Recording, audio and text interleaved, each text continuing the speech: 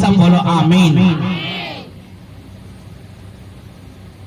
परमेश्वर अपने नाम से बता रहा है, कहता मेरे पे विश्वास करने वालों के बीच में ये चिन्ह होंगे कि वो मेरे नाम से दुष्ट आत्मा को निकालेंगे, बीमारों पे हाथ रखेंगे, वो चंगे हो जाएंगे। ये एक्चुअली हीलिंग का प्रचार है, ये हीलिंग का वर्ड ऑफ गॉड है जो अभी आपने सुना है। उसने कहा वो सांपों को उठा लेंगे। कितने लोग सांप को अपने हाथ में उठा सकते हैं? एक भी। लेकिन वचन ये कहता है कि तुम सांपों को अपने हाथ में उठा लोगे। कौन सा सांप? पानी वाला सांप, जहर वाला सांप, या जो बाबा लेकर घूमते हैं वो बड़े वाले सांप? कौन से सांप की बात हो रही है यहाँ पे?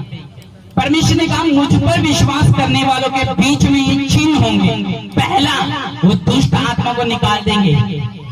दूसरा, वो प्राण वस्तु यानी कहता जो जहर है अगर वो भी पी जाए तो भी उनको कोई हानि ना होगी। जो मुझ पर विश्वास करेगा, कहते उनके बीच में चिन्ह होंगे। बीमारों पे हाथ रखेंगे, वो चंगे हो जाएंगे, दुष्ट आत्मा को निकालेंगे। और यहाँ पे लिखा अगर वो जहर भी पी जाए तो भी उनको कुछ हानि ना होगी। एक बाबा कहता अगर ये परमेश्वर के नाम से हीलिंग कर सकते हैं, अगर ये परमेश्वर के नाम से बड़े काम कर सकते हैं, मुर्दे जिला सकते हैं, कोड़ियों को शुद्ध कर सकते हैं, ये बीमारों को चंगा कर सकते हैं, तो ये पहले जहर पी के दिखाए, उसके बाद हम मानेंगे कि ये परमेश्वर के अभिषिक्त दास है।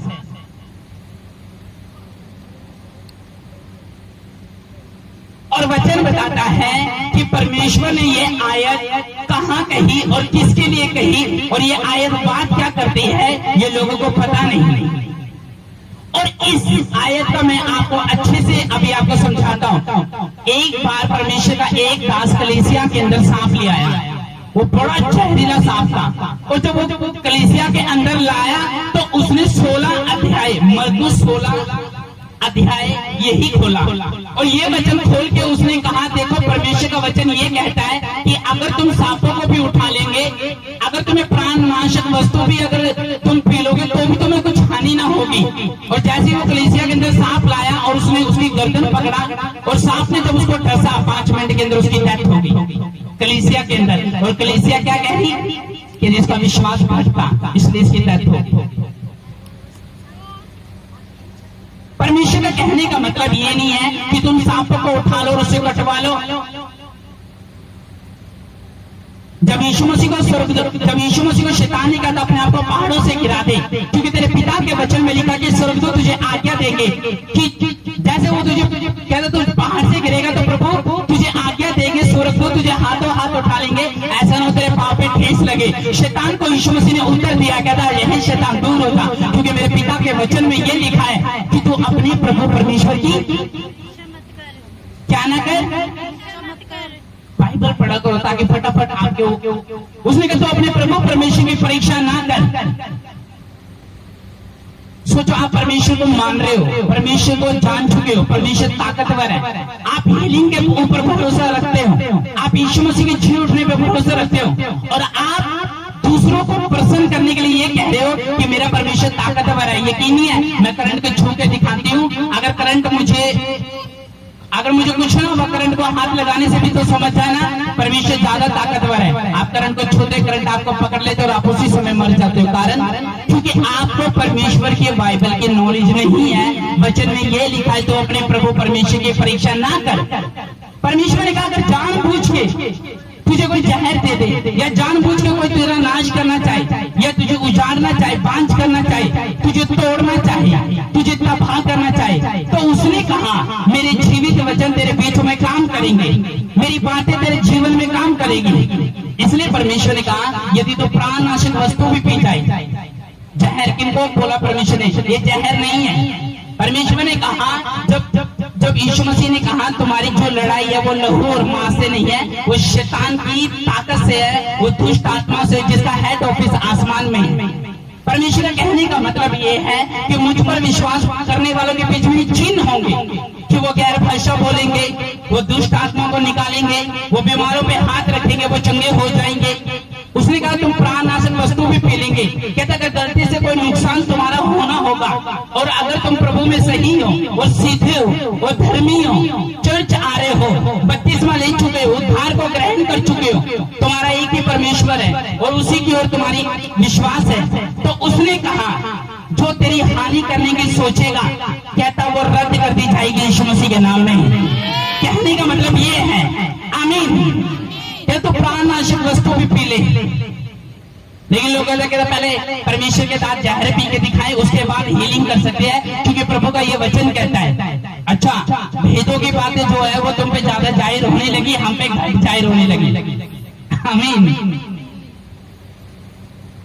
अरे क्या सांप ले गया काटा और मर गया वो। यीशु मसीह ने कहा अपने प्रभु परमेश्वर की परीक्षा मत कर। अगर यीशु मसीह भी ये कहता कोई बात नहीं, अगर तू ये चैलेंज कर दे तो मैं भी चैलेंज करता हूँ, आ देखते हैं। शैतान के साथ बहसा नहीं परमेश्वर, क्यों नहीं बहसा? क्योंकि परमेश्वर जानता था शैतान के साथ बहसने वाले लोग हमेशा मूर्ख होते हैं। और यीशु मसीह अगर अपने आप को गिरा देते तो यीशु मसीह परमेश्वर की परीक्षा करते कि ले जी अपने प्रभु पे तुझे विश्वास नहीं है, शैतान कह रहे इसलिए विश्वास है।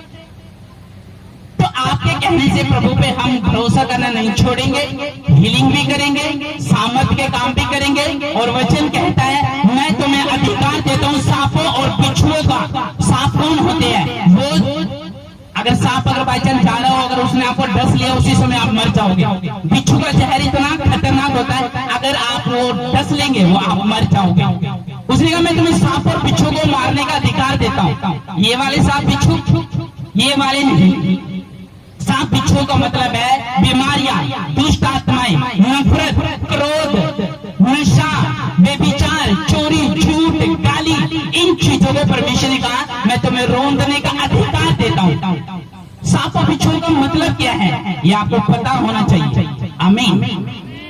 और अगर आप हीलिंग चाहते हो तो रोज सुबह उठ के इसी वचन को बोलना है कि परमेश्वर तेरे वचन में लिखा कि मुझ पर विश्वास करने वालों के बीच में ये चिन्ह और चमत्कार होंगे, वो बीमारों पे हाथ रखेंगे वो चंगे हो जाएंगे। आप परमेश्वर मेरे शरीर को चंगा कर, आप परमेश्वर मेरे बच्चों को चंगा कर, आप परमेश्वर मेरे पति को नशे से आजाद कर, आप प्रभु मुझे कर्जों से आजाद कर, आप प्रभु मेरी मैरिज में जो अनबन है प्रभु उससे मुझे आजाद कर। जो आप विश्वास है ये हीलिंग का वचन कहोगे, आपके घरों में एक हफ्ते के अंदर हीलिंग प्रवेश कर जाएगी यीशु मसीह के नाम में। आमीन।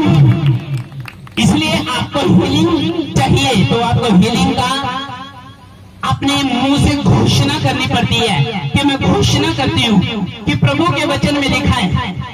दूसरों को इंप्रेस करने के लिए कि प्रभु तो मुझे बचा सकता है, जादू टोने के सामने से चीजें खाई और चकली और पता लगा दुष्ट आत्मा तुम्हारे अंदर आ गई। तुम परीक्षा करोगे तो खुद फंसोगे, क्योंकि परमेश्वर नहीं चाहता तुम प्रभु की परीक्षा करे। क्यों? तुम टेस्ट कर चुके हो, परमेश्वर को जान चुके हो, देख चुके हो, समझ चुके हो, होली स्पिरिट तुम पा चुके हो। तो परमेश्वर ने कहा मेरी परीक्षा करने का क्या मतलब है?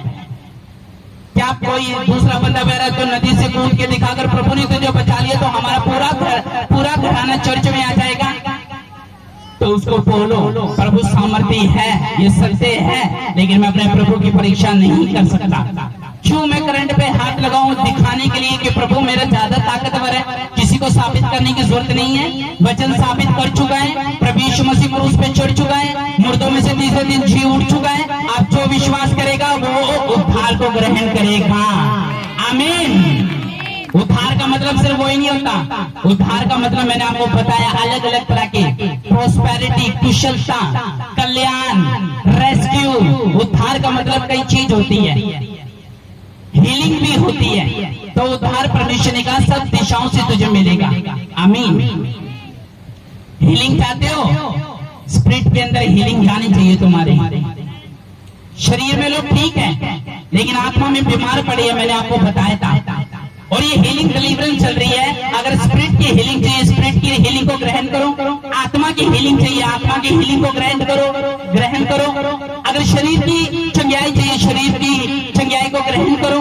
फाइलों में चाहिए, केसों में चाहिए, बच्चों में चाहिए, तो जिस हिस्से में आपको चाहिए आपको हीलिंग को सब रिसीव करना है। और ये चंगाई के जो वचन है रोज सुबह उठ के विश्वास से बोलना है, बच्चों के सिर पे हाथ रखना है। आप एक हफ्ते में कोई गवाही के साथ यीशु मसीह के नाम में आमीन। हीलिंग जाती कैसे है? जब आप विश्वास से बोलते हो। ये सच बात है, प्रभु यीशु मसीह का वचन हीलिंग करता है। यहाँ कोई मेरे नाम से काम होते हैं कि पास्टर शिवा के नाम से दुष्ट आत्मा निकल जाए, पास्टर शिवा के नाम से बीमारी चंगी हो जाए, किसके नाम से निकलती है? यीशु के। तो जो चंगाई हो रही है, मैं तो धूल और राख हूँ, मैं थोड़ा काम करता हूँ, प्रभु यीशु मसीह काम करता है। उस पर भरोसा होना चाहिए। बस परमेश्वर का मेरे दासों की प्रतीति करो, जो वो बोले उस पर विश्वास करो, रिसीव करो। तो परमेश्वर ने कहा जैसे प्रभु का दास के ऊपर मसा है, तुम्हारे स्पिरिट में मसा जाएगा यीशु मसीह के नाम में आमीन। एक छोटी सी कल में एक बहन मुझे गवाही दे रही थी, वो मुझे बड़ी अच्छी लगी। एक छोटी सी लड़की का चूचा मर गया, और जब वो चूचा मर गया तो उसने पता क्या करा, उसने उसको लपेटा तौलिए में और अगले दिन संडे का वहां चली गई चूचे को, मुर्दे चूचे को लेके। उसने कहा कि मैंने सुना कि परमेश्वर मुर्दों को जिंदा कर देता है, चलो मैं भी अपने चूचों को जिंदा करवाने चली। उसने खोला अपना चूचा, परमेश्वर का दास डिलीवरेंस करता, जितनी मुर्दा चीजें छी उठे, चूचे पे हाथ रखा, उसी समय चूचा उठ गया यीशु मसीह के नाम में। उसी समय छोटी सी लड़की ने सुना था कि प्रभु बहुत बड़े बड़े काम करता है, उसने किसी को नहीं बताया, तौलिया में लपेटा और चली गई चर्च में, और प्रभु का दास कमांड कर रहा है, सारी मुर्दा चीजें छी उठे। उसने अपने चूचे पे ऑयल लगाया और कहा यीशु के नाम में ये भी छी उठे। उसी समय टांगे चलना शुरू हुई और चूचा उठ गया। और मैं हैरान, ये वो है जो इंसान को नहीं जानवर को भी हील कर सकता है यीशु मसीह के नाम में। हीलिंग ये देखकर नहीं करते कि चलो हीलिंग जो है वो इंसानों के लिए बनी है, मैंने भी हीलिंग करी है जानवरों की। आपको पता है एक घोड़ा रास्ते में पड़ा था, तो बीमार था वो उठ नहीं रहा था। चार बंदे क्या करे, उसको पकड़ रहे हैं, वो घोड़ा फिर गिर रहा है। वो कह रहे कि डॉक्टर ने कहा ये मरने वाला है, और कहता है ये उठ नहीं सकता। मैंने प्रेयर करी, वो घोड़ा उसी समय उठ गया यीशु मसीह के नाम में। तो अगर वो तुम्हें शरीर का छुटकारा दे सकता है, स्पिरिट का छुटकारा दे सकता है, जानवर को हील कर सकता है, तुम्हारे सीजू रेस्क्यू जैसे जो भी डॉग है तुम्हारे पास, उनको हील कर सकता है, तो सोच के देखो उसका छुटकारा कितना बढ़कर होगा। इसलिए वचन कहता है कि जहां कहीं मेरा आत्मा वहां पे छुटकारा है, जहां कहीं पवित्र आत्मा वहां छुटकारा है, जहां कहीं प्रभु की रियल हजूरी है वहां छुटकारा है। लेकिन जब हम लापरवाह हो जाते हैं तो हमारे हाथों से ब्लेसिंग फिसलना शुरू हो जाती है। ये चिन्ह है परमेश्वर का, मैं छुटकारा दूंगा, मैं चिन्हाई दूंगा, मेरे चिन्ह होंगे। किसी को साबित करने की जरूरत नहीं है, वचन पे भरोसा कर, तो परमेश्वर ने कहा तू सफल हो जाएगा, दृढ़ हो जाएगा, तेरा मन कच्चा ना हो। राजा तेरे प्रताप रोहन के लिए आएंगे, तेरी बातों को लोग सुनेंगे, तेरी इज्जत करेंगे। परमेश्वर ने कहा कि तू सीधा है मेरे साथ, तेरी जिंदगी की सारी चीजें सीधी होगी, तेरे बच्चे सीधे होंगे, बाइक सीधी होगी, परिवार सीधा होगा, बिजनेस सीधा होगा, फाइलें तेरी सीधी होगी, जॉब तेरी सीधी होगी। अगर तू टेढ़ा है परमेश्वर के साथ तो तेरी जिंदगी की सारी चीजें टेढ़ी होगी, हर एक चीज टेढ़ी होगी। हालेलुया। उसने क्या कहा? उसने कहा मुझ पर विश्वास करने वालों के बीच में ये चिन्ह होंगे। तो तुम्हें क्यों साबित करे, क्यों परीक्षा करे परमेश्वर की, क्यों किसी को सिखाने के लिए? एक बंदा नशे में बोलता परमेश्वर अगर तू है तो तू मेरा ये काम करके दिखाओ, पूरा टल्ली होके बोलता। मैंने बोला अगले दिन उसका पेट दर्द हो गया। वो कह रही क्या हो गया? आप उसकी परीक्षा नहीं कर सकते। वचन पे आपको 100% भरोसा रखना पड़ेगा कि परमेश्वर मुझे पेशेंस रखना सिखा, सब्र रखना सिखा। 10 साल से जिस बीमारी से आप लड़ रहे हो, जिस कर्जे से आप लड़ रहे हो, जिस बंधन से आप लड़ रहे हो, जिस मैरिज के रिजेक्शन कर्ज से आप लड़ रहे हो, चर्च में आने के बाद 2 दिन के अंदर तुम्हें हीलिंग चाहिए। चर्च में गई तो नहीं, हीलिंग कहाँ मिली? चर्च में गई थी तो मेरा बच्चा चंगा कहाँ हुआ, मेरा ये सेट क्यों नहीं हुआ? 2 दिन के अंदर। ऐसे तो पिछले 5-5 साल से लड़ते हुए आए हो, तब आपको कोई प्रॉब्लम नहीं थी, जब धक्के खाने पड़े।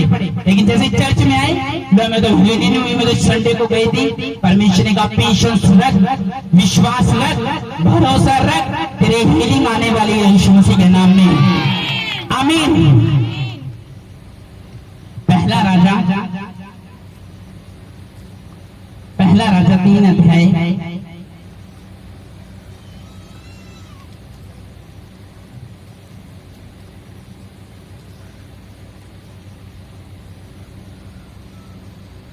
3 अध्याय उसका हम पढ़ेंगे।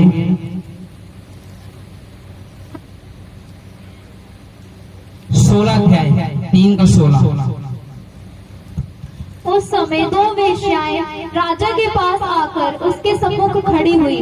उनमें से एक स्त्री कहने लगी, हे मेरे प्रभु, मैं और ये स्त्री दोनों एक ही घर में रहती हैं और इसके संग घर में रहते हुए मेरे एक बच्चा हुआ। फिर मेरे जच्चा के 3 दिन के बाद ऐसा हुआ कि यह स्त्री भी जच्चा की हो गई। हम तो संग ही संग थी, हम दोनों को छोड़कर घर में और कोई ना था। और रात में इस स्त्री का बालक इसके नीचे दबकर मर गया। तब उसने आधी रात को उठकर, जब तेरी दासी सो ही रही थी, तब मेरा लड़का मेरे पास से लेकर अपनी छाती में रखा और अपना मरा हुआ बालक मेरी छाती में लिटा दिया। भोर को जब मैं अपना बालक दूध पिलाने को उठी, तब उसे मरा हुआ पाया। परंतु भोर को मैंने ध्यान से यह देखा कि वह मेरा पुत्र नहीं है। तब दूसरी स्त्री ने कहा, नहीं, जीवित पुत्र मेरा है और मरा पुत्र तेरा है। परंतु वह कहती रही, नहीं, मरा हुआ तेरा पुत्र है और जीवित मेरा पुत्र है। यूं वे राजा के सामने बातें करती रही। तब राजा ने कहा, एक तो कहती है जो जीवित है वही मेरा पुत्र है और मरा हुआ तेरा पुत्र है, और दूसरी कहती है, नहीं, जो मरा है वही तेरा पुत्र है और जो जीवित है वो मेरा पुत्र है। फिर राजा ने कहा, मेरे पास तलवार ले आओ। अंत एक तलवार राजा के सामने लाई गई। तब राजा बोला, जीवित बालक को 2 टुकड़े करके आधा इसको और आधा उसको दो। तब जीवित बालक की माता का मन अपने बेटे के स्नेह से भर आया और उसने राजा से कहा, हे मेरे प्रभु, जीवित बालक उसी को दे, परंतु उसको किसी भांति ना मार। दूसरी स्त्री ने कहा,